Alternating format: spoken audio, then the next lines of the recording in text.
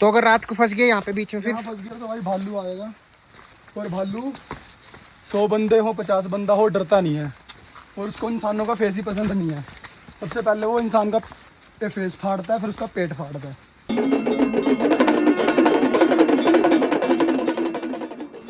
कहते हैं जर्मन की लड़ाई और रुद्रनाथ की चढ़ाई अच्छे अच्छों को तोड़ देती है, और मैं भी जा रहा हूँ रुद्रनाथ इस कहावत की सच्चाई को जानने। तो मेरी ये वीडियो बिल्कुल ऑन पॉइंट रहेगी, रियलिटी दिखाएगी। आपको इस वीडियो में कंप्लीट इन्फॉर्मेशन मिलेगी, इंपॉर्टेंट कॉन्टैक्ट डिटेल्स, बजट और हर वो एक चीज जो कि आपको यहाँ आने से पहले पता होनी चाहिए। तो हमारी जर्नी शुरू होती है हरिद्वार से। मॉनसून के सीजन के कारण हमें शेयरिंग टैक्सी नहीं मिल पाई, फिर हमने अपनी पर्सनल टैक्सी की जो कि हमें 7,000 की पड़ी। वो हमें डायरेक्ट बेस विलेज तक लेकर जाएगी जहाँ से हमारा ट्रैक शुरू होता है। अगर आप बस से जाना चाहते हो तो आपको अर्ली मॉर्निंग ऋषिकेश पहुंचना होगा, क्योंकि डायरेक्ट बस अगर आप लोगे तो सुबह सिर्फ एक ही बस 5 साढ़े 5 बजे निकलती है जो कि डायरेक्ट आपको बेस विलेज ड्रॉप करेगी। तो हमने अपनी जर्नी हरिद्वार से शुरू की, रास्ते में एक बार खाना खाया और फिर शाम तक सीधा पहुंच गए अपने बेस विलेज गवाड़। जी हाँ, गवाड़ विलेज। आपने मोस्टली लोगों को रुद्रनाथ का ट्रैक सगर विलेज से शुरू करते हुए देखा होगा, लेकिन मैं गवाड़ विलेज से कर रहा हूँ जो कि सगर से 1 किलोमीटर आगे पड़ता है। आगे की जर्नी शुरू करने से पहले मैं आपको बताता हूँ कि मैंने गवाड़ विलेज को ट्रैक स्टार्ट करने के लिए क्यों चूज किया,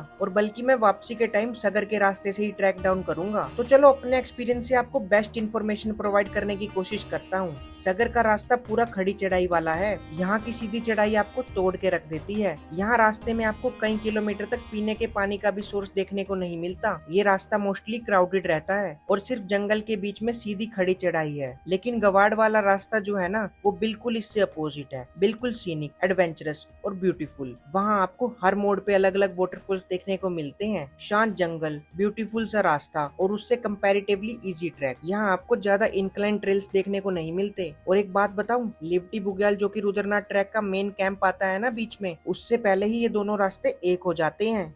तो गवाड़ विलेज में आकर मैं यहाँ डे 1 पर नीलकंठ होम स्टे पर रुका। ये यहाँ का पर्सनली मुझे बेस्ट होम स्टे लगा, क्योंकि जस्ट इसके सामने से ही गेट है जहाँ से आपका ट्रैक शुरू होता है। यहाँ आपको सारी फैसिलिटीज मिलती है और वापसी के टाइम आपको जस्ट यहाँ होम स्टे के बाहर से ही ऋषिकेश के लिए बस भी मिल जाती है। तो चलो अब नीचे चलते हैं, खाना खाकर यहाँ के लोकल से बात करते हैं। तो अभी हम हैं गवाड़ विलेज में और सुबह हम 5 बजे अपना रुद्रनाथ का ट्रैक शुरू करेंगे। और अभी हम अक्षय भैया के नीलकंठ होम स्टे में रुके हैं, तो इनसे पूछते हैं कि सुबह हमको कहाँ से निकलना चाहिए और कैसे सब ट्रैक करना चाहिए। तो भैया बताओ। भैया आप पहले तो गेट आपका नज़दीक है, वो आपका बड़ा बेनिफिट है। एक हमारे होम स्टे से आपका गेट हो गया 50 मीटर पे, और आपको सुबह निकलना चाहिए 5 बजे, क्योंकि अर्ली मॉर्निंग जितना जल्दी स्टार्ट करोगे उतना बढ़िया रहेगा ट्रैक का। सुबह उसके बाद धूप से बच जाओगे। ग्वाड़ वाले रास्ते पे बेनिफिट एक ये भी रहेगा कि एक धूप आ भी जाए तो जंगल वाला, मतलब ये समझो पेड़ों वाला रास्ता है, तो पेड़ों वाले रास्ते पे धूप तो आएगी नहीं रास्ते में। और रास्ते में आपको हर 2 किलोमीटर पे ये खाने वाने की सुविधा, रहने की सुविधा तो मिल ही जाएगी। जहाँ से भी आप जाना चाहो वहाँ से आपको खाने की सुविधा मिल जाएगी, और पानी की कमी इस रास्ते पे है नहीं। जैसे उधर वाले रास्ते पे आपको पानी की थोड़ा कमी मिल सकती है, इधर वाले रास्ते पे आपको फिर शॉर्ट भी पड़ जाएगा इधर से। और भैया यहाँ पे लैंडस्लाइड वगैरह का कोई रिस्क वगैरह, जैसे लोग पूछते हैं कि अभी क्या माहौल है, जैसे केदारनाथ में लैंडस्लाइड होती है? नहीं, ऐसा देखो केदारनाथ वाला माहौल तो इधर अभी नहीं है, क्योंकि ये थोड़ा पक्के पहाड़ जिसे बोलते हैं ना, वैसे वैसे वैसे टाइप के पहाड़ हैं इधर। अभी लैंडस्लाइड वाला कोई इशू नहीं है इधर से। तो अभी बजे हैं सुबह के 5 और हम अपने होम स्टे से अपना ट्रैक शुरू कर रहे हैं। और आप देख सकते हो रात को, पूरी रात बहुत तेज़ बारिश आई है, अब थोड़ी बारिश कम हुई है और हम निकल रहे हैं। ट्रैक की शुरुआत वहाँ जो गाड़ी दिख रही है उसके पास से ही गेट है, और हम अपनी ट्रैक की शुरुआत करने लगे हैं और आगे आगे आपको दिखाएंगे कि कैसा रास्ता रहा और क्या सब कुछ सिचुएशन है यहाँ पर। तो ये है गवाड़ विलेज का ट्रैक गेट जहाँ से ट्रैक शुरू होता है। तो रुद्रनाथ महादेव का नाम लेकर अपना ट्रैक शुरू करते हैं। ओम नमो पार्वती पते, हर हर महादेव। ये ट्रैक इतना खूबसूरत है कि जैसे जैसे आप आगे बढ़ोगे इसकी सुंदरता और भी बढ़ती जाएगी। इस रास्ते पे आपको स्टार्टिंग से ही झरने देखने को मिलते हैं और 15 से 20 मिनट के बाद आपको ये रुद्रनाथ पैदल मार्ग का बोर्ड दिखेगा, जिसके बाद आपका जंगल वाला रास्ता शुरू हो जाता है। जी हाँ, यहाँ आपको घने जंगलों से होकर ही जाना पड़ेगा। जैसे जैसे हम आगे बढ़ते हैं हम घने जंगलों के बीच आ जाते हैं। ये पूरा रास्ता एडवेंचर और थ्रिल से भरा हुआ है। यहाँ मौसम बदलते देर नहीं लगती। जैसे ही मौसम बदला हमने अपने अपने रेनकोट डाल लिए और अपना आगे का ट्रैक शुरू किया। यहाँ आपको हर मोड़ पे नई चुनौतियों का सामना करना पड़ता है। धीरे धीरे जंगल घना होता गया और पानी से हमारे सारे जूते और कपड़े भीग गए। और कुछ देर बाद हमें यहाँ के एक लोकल अंकल मिले जिन्होंने हमें कहा कि आप काफी लेट चल रहे हो और जितना जल्दी हो सके यहाँ से निकल जाना, क्योंकि अभी हमने 10% रास्ता भी नहीं कवर किया था। और उन्होंने बताया कि जैसे जैसे दिन ढलता है यहाँ पर जंगली जानवरों का खतरा बढ़ जाता है और यहाँ पर कई बार अंधेरे में भालू वगैरह अटैक कर देते हैं। उनकी बात सुन के हमारे पैरों की रफ्तार तेज हो गई। हर मोड़ पर डर लग रहा था, लेकिन जैसे ही मंदिर के रास्ते का बोर्ड दिखा थोड़ा हौसला मिला। तो ट्रैक करते करते हमें 4 से 5 घंटे हो गए हैं। हम 5 बजे चले थे और अब करीबन 9:30 हो गए हैं। और अब ये पहली शॉप आई है जहाँ पे आप खाना वाना अपना खा सकते हो, मैगी खाना जो भी आपको खाना है, और फिर अपनी आगे की जर्नी शुरू कर सकते हो। और एक और बात मैं आपको कहना चाहता हूँ कि अगर आप आओ तो पत्थरों की मार्किंग का ज़रूर ध्यान रखना, क्योंकि ये मार्किंग ही है जो आपको सही रास्ते पे लेके जाएगी। क्योंकि जो पत्थरों वाले रास्ते हैं वो समझ नहीं आता आपको किस साइड जाना है। हम भी 2-3 बार गलत जगह चले गए, जैसे किसी के खेत की साइड, किसी घर की साइड रास्ता जा रहा था। तो ऐसी कुछ मार्किंग बनी हुई है पत्थरों पे जिनको आप ज़रूर फॉलो करना, और हर थोड़ी सी देर बाद देखना कि यहाँ पे मार्किंग्स हैं कि नहीं है, ताकि आपको पता लगता रहे कि आप सही रास्ते पे हो। कुछ घंटों के बाद हमें फर्स्ट स्टॉप मिला, पर हमने वहाँ ना रुकने का फैसला लिया क्योंकि हम पहले ही लेट चल रहे थे और शाम को जंगल में भालू का शिकार होने का हमारा कोई इरादा नहीं था। लेकिन कुछ घंटों में भूख और थकान के कारण हमने सेकंड स्टॉप पर कुछ देर आराम करने और खाना खाने का फैसला किया। ऐसे घर में बनाते हैं आप परोठा? इतना अच्छा। ऐसे खुला हुआ परोठा। खा पी के करीब 11 बजे हमने आगे की जर्नी शुरू की। इतने सुंदर नज़ारे यार, जितना देखो उतना कम है। जैसे जैसे आगे बढ़ते गए पत्थरों पर रास्ता दिखाने वाले निशान कम होते जा रहे थे। उसके बाद आपको ध्यान से रास्ता फॉलो करना होगा। कुछ घंटों के बाद मौसम फिर से बदला और तेज बारिश होने लगी। अभी लिफ्टी बुग्याल यहाँ से 4 किलोमीटर दूर है, लेकिन फिर से मौसम ने करवट ली और फिर से बारिश शुरू। लेकिन अगर देखा जाए तो नीचे अभी भी धूप दिख रही है, यानी ये सिर्फ इसी जगह के ऊपर ही काले बादल हैं। तो देखते हैं आगे कहाँ तक हमें बारिश दिखती है, क्योंकि जितना आगे बढ़ रहे हैं बारिश तेज़ ही होती जा रही है। बारिश नहीं रुक रही और अभी मौली खर्क यहाँ से 1.5 किलोमीटर दूर है। और अगर आप आ रहे हो तो रास्ते कुछ देर के बाद सफ़ेद निशान दिखने आपको बंद हो जाएंगे। आपको निशानियाँ खुद ढूंढनी है कि वहाँ पर खाने पीने के रैपर्स चलते ट्रैक पर आपको दिख रहे हैं, या फिर कुछ इस तरह से आपको ये बंधे हुए दिख रहे हैं पेड़ पे, तो मतलब आप सही रास्ते पर हो। मौली खर्क में आपको 2 कैंप्स देखने को मिलते हैं, लेकिन हमने फैसला किया कि सीधा लिफ्टी बुग्याल जाकर रुकेंगे। आज का स्टे वहीं पर होगा क्योंकि अंधेरा होने में ज्यादा समय नहीं था और हमने फैसला किया कि जल्दी जल्दी यहाँ से निकल चलते हैं। लेकिन हमें नहीं पता था मौली खर्क क्रॉस करते ही हमें एक बड़ी चुनौती का सामना करना पड़ेगा। इतना बड़ा पानी का झरना जिसके तेज बहाव से हमें क्रॉस करके दूसरी साइड जाना था। एक तरफ खाई और दूसरी तरफ पानी का इतना तेज बहाव। जैसे तैसे हमने हौसला दिखाकर उसको पार किया और आगे चल दिए।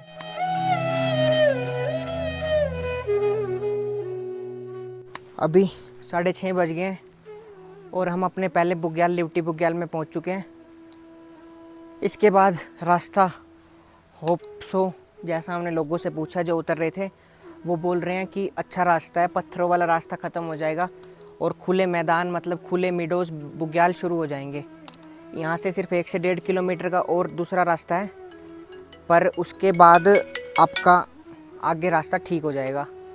तो हम अभी यहाँ स्टे करेंगे और अपनी आगे की 6 किलोमीटर की जर्नी सुबह शुरू करेंगे। आज की रात हम यहीं रुकेंगे क्योंकि अभी हम आधा रास्ता ही कवर कर पाए। हमने यहाँ 800 रुपये में स्टे विद फूड लिया। यहाँ पर आपको वॉशरूम वगैरह की भी फैसिलिटी मिल जाती है। जंगल का रास्ता पूरा सुनसान था, लेकिन लिफ्टी बुग्याल में हमें लोग देखने को मिले क्योंकि लिफ्टी बुग्याल से पहले सगर वाला रास्ता भी मिल जाता है, जिससे यहाँ हमें लोग देखने को मिले और हमारी जान में जान आई। क्योंकि सुबह से लेकर लिफ्टी बुग्याल तक हमें रास्ते में हमारे अलावा कोई और देखने को नहीं मिला था। घने जंगल में सिर्फ हम अकेले ही चल रहे थे। ये है हमारा स्टे, जहाँ एक कैंप में 10 लोग रुकते हैं। अभी सुबह के 5 बजे और हम अपना आगे का ट्रैक शुरू कर रहे हैं। हमारा प्लान था सुबह 4 बजे निकलने का, क्योंकि हमने सोचा था मंदिर का रास्ता ऐसे 4 से 5 घंटे का ही रह गया है, तो हम 10 बजे तक कुछ भी करके पहुंच जाएंगे, क्योंकि 10 बजे मंदिर में आरती होती है। आरती अटेंड करके हम अपना साथ साथ डाउनहिल का ट्रैक शुरू कर देंगे। वापस जाएंगे हम सगर वाले रास्ते से, क्योंकि वो उतरने के लिए आसान है। लेकिन पूरी रात इतनी ज़ोरदार बारिश रही कि हम निकल ही नहीं पाए। मतलब इतनी भयंकर बारिश की टेंट में इन तिरपाल पे इतना शोर हो रहा था बूंदों का कि बस हम तो एक बार को सच में सब डर गए थे। लेकिन कुछ लोग बोल रहे हैं अब तो यहाँ पे बारिश शांत हो गई और हम अपना ट्रैक शुरू कर रहे हैं। स्लो है, लेकिन आगे उधर हमने जाना है, वहाँ पर बोल रहे हैं ज़्यादा बारिश मिलेगी आपको, तो अपना प्रिपेयर होके जाना। तो बस हम अपना बैग पैक कर रहे हैं और निकलते हैं अपने आगे के ट्रैक के लिए। लिफ्टी बुग्याल से पनार बुग्याल तक का रास्ता थोड़ा हार्ड है और कुछ बारिश भी परेशान कर रही थी। यहाँ से आगे आपको जंगल नहीं देखने को मिलेंगे। इसके बाद खुले मैदानों वाला रास्ता है, जहाँ से होकर आप मंदिर तक पहुँचोगे। लिफ्टी बुग्याल से निकले हुए हमें करीब 2 घंटे हो गए और अब तक हम 1 किलोमीटर का भी पैच कवर नहीं कर पाए। और मुझे अब तक के ट्रैक का सबसे हार्डेस्ट पार्ट ये लगा, क्योंकि खड़ी चढ़ाई और बड़े बड़े पत्थरों के स्टेप्स हमें क्रॉस करने हैं। इसलिए अपने बैग में वेट आप कम से कम लाना और जितना जल्दी हो सके लिफ्टी बुग्याल से सुबह 5 बजे ही निकल जाना। लिफ्टी बुग्याल के बाद ही आपको इस ट्रैक का मोस्ट ब्यूटीफुल और सीनिक पार्ट देखने को मिलता है और यहीं पर आपका फॉरेस्ट रजिस्ट्रेशन भी चेक होता है। अभी टाइम है 7:30 और हमारा बुग्यालों वाला रास्ता आ चुका है। और यहाँ पर देख सकते हो आप कि रुद्रनाथ 8.5 किलोमीटर अभी भी है, उधर तोलीताल, और नीचे जहाँ से हम आए हैं वो सगर वाला रास्ता, और वो इंस्टाग्राम का मोस्ट वायरल गेट जहाँ से हमारे रुद्रनाथ बाबा जी का रास्ता जाता है। तो आओ आगे की जर्नी भी आपके साथ मैं शेयर करता हूँ और एक बार वो नज़ारा देख लो।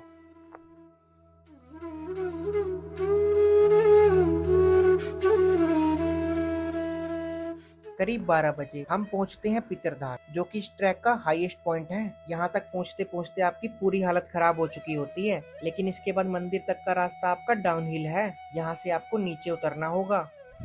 अब इसके बाद आप आगे आकर देख सकते हो रास्ता नीचे की ओर है। अब मंदिर आप यहाँ से आराम से 2 घंटे में पहुँच सकते हो। आपका हार्ड पार्ट यहाँ आकर ख़त्म हो जाएगा। ये पितरधार और अब लास्ट पॉइंट है बाबा रुद्रनाथ। लेकिन एक बात मैं आपको और बता दूं, लिफ्टी बुग्याल से लेकर रुद्रनाथ तक रास्ते में कोई भी दुकान नहीं है, बस छोटे छोटे झरने हैं, वो भी मानसून का सीज़न है इसलिए। तो आप अपने साथ पानी ज़रूर कैरी करना। अब हम नीचे का ट्रैक शुरू करेंगे। हाँ, ये पूरा नीचे नहीं है, कुछ नीचे है कुछ ऊपर है, ऐसे करते करते हम अपनी आगे की जर्नी पूरी करेंगे। वेदर आप देख सकते हो, बादलों के बीच में इस समय हम चारों तरफ मिस्ट ही मिस्ट है, ठंड बढ़ती जा रही है। तो देखते आगे जाके क्या टेम्परेचर रहता है। मंदिर तक जाते समय के लिए तो ये राहत की बात है, लेकिन कल जब आप वापस आओगे ना, तो फिर से आपको ये 5 किलोमीटर चढ़ाई करनी होगी, जो कि सुबह सुबह आपके शरीर को तोड़ के रख देगी। पितरधार के बाद पंचगंगा आता है, जहाँ से मंदिर 4.5 किलोमीटर रह जाता है। पंचगंगा में आपको चारों तरफ फूल ही फूल देखने को मिलेंगे, बहुत ही खूबसूरत नज़ारा। रुद्रनाथ ट्रैक का आखिरी पड़ाव पंचगंगा, और उसके बाद 4.5 किलोमीटर के बाद हमारा टेम्पल आ जाएगा। बस हमें कुछ पहाड़ियाँ क्रॉस करनी है और फिर हम करेंगे 5 केदारों में से एक केदार, रुद्रनाथ केदार जी के दर्शन। करीब 4 बजे हम रुद्रनाथ पहुंचे, जहां पहुंच के हमने स्टे लिया और अपने गीले कपड़े चेंज किए। यहाँ पर बस लिमिटेड 1 से 2 स्टेज ही हैं जिनके पास अपने खुद के पर्सनल वॉशरूम है।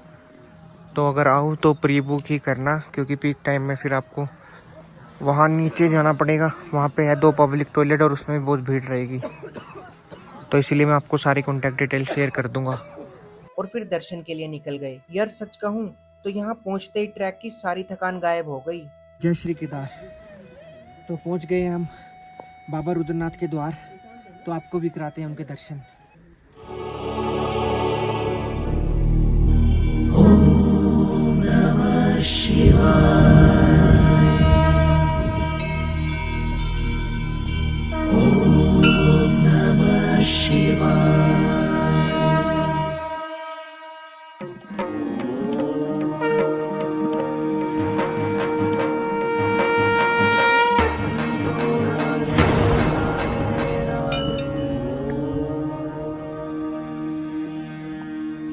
इतना खूबसूरत और मन को मोह लेने वाला नज़ारा। सच में बाबा के दर्शन करते ही आंखें भर आई। ये ऊपर जो आप छोटे छोटे मंदिर देख रहे हो ना, इनकी स्थापना पांडवों ने की थी। तो ये है पंच केदारों में से एक रुद्रनाथ केदार, जहाँ पर भगवान शिव के मुख की पूजा होती है। रात की आरती अटेंड करके हमने खाना खाया और उसके बाद हम सीधा जाकर सो गए। हमारा प्लान था कि सुबह 6 बजे मंदिर के कपाट खुलते ही बाबा के दर्शन करके सीधा अपना नीचे का ट्रैक शुरू कर देंगे। सुबह हो चुकी है, अभी सुबह के 6 बज गए, लेकिन अभी मंदिर नहीं खुला। अब दर्शन करके साथ साथ हम नीचे का ट्रैक शुरू करेंगे। सुबह सुबह बाबा रुद्रनाथ जी के दर्शन करके हमने अपना नीचे का ट्रैक शुरू कर दिया। वापस जाते वक्त आखिरी बार बाबा रुद्रनाथ जी को देखा और सच में आंखें भर आई और बाबा को कहा कि दोबारा जरूर बुलाना। चलते चलते कुछ घंटों में हमने पित्रधार और लिफ्टी बुग्याल को क्रॉस कर लिया और उसके बाद हमने पकड़ लिया सगर वाला रास्ता। सगर वाला रास्ता आपको उतरने के लिए आसान पड़ेगा। ये रास्ता है जो गवाड़ विलेज से आता है, यहाँ से ऊपर लिफ्टी बुग्याल के लिए, और ये रास्ता सगर के तरफ जाता है। तो हम गवाड़ से आए थे, लेकिन अब सगर की तरफ से वापस जा रहे हैं। तो अब आपको सगर वाला रास्ता भी पूरा दिखाऊंगा, वहाँ की सारी डिटेल्स दूंगा। तो ये है सगर वाला रास्ता। अब 2 भाई आ रहे हैं, इनसे पूछते हैं। तो भैया आपको ये रास्ता कैसा लगा? रास्ता बहुत खतरनाक है, 1.5 फुट के स्टेप बना रखे हैं। जैसे आप देखो पीछे 1.5 फुट के स्टेप हैं, घुटने जो आप दे गए हैं। भाई ऐसे तो तभी तो बोलते हैं जर्मन की लड़ाई और रुद्रनाथ की चढ़ाई सबके बस की बात नहीं है। तो ये उतरने के लिए तो ठीक है, नहीं ठीक तो यार दोनों के लिए भी नहीं है। देखा जाए तो प्रेशर तो बहुत पड़ रहा है नीज पे। धीरे धीरे हम आगे बढ़ते रहे, लेकिन हमें रास्ते में जो भी लोग मिलते थे वो यही कहते थे कि यहाँ से जल्दी निकल जाना, क्योंकि अंधेरा होने के बाद यहाँ पर जंगली जानवरों का खतरा बढ़ जाता है। तो अगर रात को फंस गए यहाँ पे बीच में, फिर फंस गया तो भाई भालू आएगा। और भालू 100 बंदे हो 50 बंदा हो डरता नहीं है, और उसको इंसानों का फेस ही पसंद नहीं है। सबसे पहले वो इंसान का फेस फाड़ता है, फिर उसका पेट फाड़ता है। खाएगा बाद में, पहले पेट फाड़ के तुम्हारे पेट के अंदर पत्ते भरेगा। अगर कभी भी दिख जाए तो ढलान की तरफ भागना, ऊंचाई की तरफ मत भागना, क्योंकि जब तुम ढलान की तरफ भागोगे तो जब वो तुम्हारे पीछे भागेगा तो उसकी आंखों के आगे ना बाल आ जाएंगे। तो इस करके वो बहुत कम भागता है नीचे की तरफ। तेज बारिश और घने जंगल के कारण अंधेरा सा हो गया और धीरे धीरे चलते चलते हम सगर विलेज के गेट तक पहुंचे और हमारी रुद्रनाथ केदार की यात्रा पूरी हो गई। वहाँ गए अब सगर, और इसी के साथ रात के 10 बजे हमारी 3 दिन की यात्रा पूरी हुई। और आपको एक और बात बताऊं, इस यात्रा के साथ मेरे पंच केदार के भी दर्शन पूरे हो गए। फिर वापस हम गवाड़ विलेज में आ गए और हमने खाना खाया और आराम किया, और अगले दिन सुबह 4 बजे उठ गए, क्योंकि सुबह 5 बजे एक ही बस जाती है होमस्टे के बाहर से, जो कि सीधा आपको ऋषिकेश छोड़ देगी। बस की टिकट हमें 500 रुपए की पड़ी, जो कि बहुत ज्यादा सस्ती है टैक्सी से। बस ने करीब 12-1 बजे हमें ऋषिकेश छोड़ दिया, और जिसके साथ हमारा ये ट्रिप कंप्लीट हुआ। तो ये थी रुद्रनाथ महादेव की कंप्लीट आइटनरी। सारी डिटेल जैसे बजट और कॉन्टैक्ट नंबर मैंने डिस्क्रिप्शन में डाल दी है, और अगर आपको कोई भी डाउट हो तो आप मुझसे कमेंट में पूछ सकते हो, मैं आपका रिप्लाई जरूर करूंगा। हर हर महादेव।